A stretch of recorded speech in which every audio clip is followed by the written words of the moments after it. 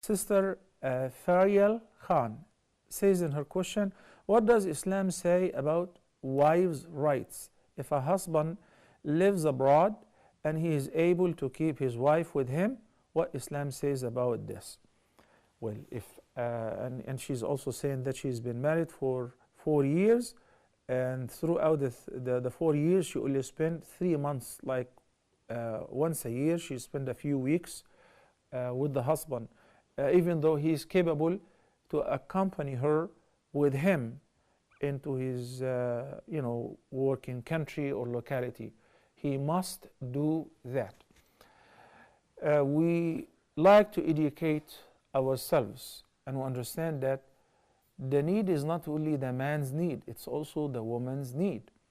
And that's why when Umar ibn al-Khattab, may Allah be pleased with him, happened to hear a woman talking to herself, phrasing a poetry, complaining how much she is missing her husband and how much she's afraid that of falling into the fitna and fahisha because the absence of her husband.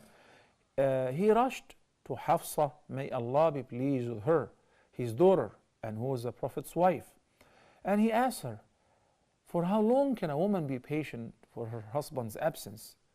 And when she said between 4 to 6 months maximum, then Umar ibn al-Khattab passed an amendment that all the soldiers, all the Muslim who would join the army should not stay more than 6 months. So 4 months on the battlefield or camping here and there, and allow 1 month travel back and forth, but should not be deployed beyond 6 months because they have to go back to their families. We all studied that, we all heard about that, and we know how Umar al-Khattab was a just ruler. And from this pulpit, I am asking those who are in charge to be merciful. If you happen to be in a position of controlling employees, a sponsor for instance, a minister of workers for instance, facilitate the process for the workers to bring and collect their wives and their children in order to maintain the chastity of the entire community, those who are working for you and the wives who are staying behind without husband, and their children who are being raised for 10 and 20 years without the presence of the husband, because the husband is working day and night to put bread on the table to break even. We're supposed to be merciful towards each other. And the husband who have an access to collect his wife and his kids and live with him, he should do so. Not because he's patient and he does not have an interest in a sexual relationship, he neglects his wife, that is her right upon him, and his kids' rights upon him. Allah the Almighty says in Surah Al-Baqarah, in one ayah, one of the most eloquent ayat with regards to comprising all the rights of the wives and the husbands, the spouses, وَلَهُنَّ مِثْلُ الَّذِي عَلَيْهِنَّ بِالْمَعْرُوفِ. For them, for the wives, there are rights similar to that which are due upon them on the basis of kindness. There are rights and duties. It is not only you who have rights, but the wife too have rights. Among her rights is to live with the husband. Barakallahu feekum. We'll take a short break and we'll be back inshallah in a few minutes. Please stay tuned.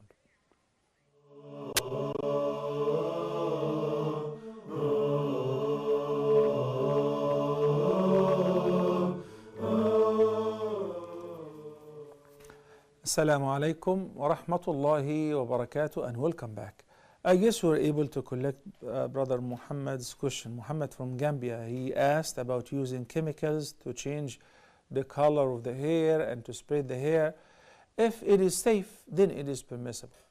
It is permissible to dye your hair as long as you avoid the black.